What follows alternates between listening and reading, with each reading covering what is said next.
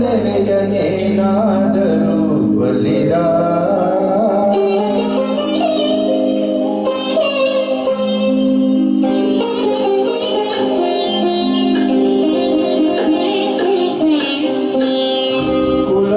ಕುಲವೆಂದು ಒಡೆದಾಡದಿರಿ ನಿಮ್ಮ ಕುಲದ ನೆಲೆಯನೇನಾದರೂ ಬಲ್ಲಿರ ಬಲ್ಲಿರ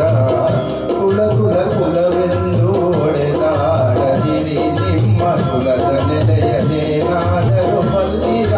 ಬಲ್ಲಿರ ಕುಲವೆಂದು ಒಡೆದಾಡದಿರಿ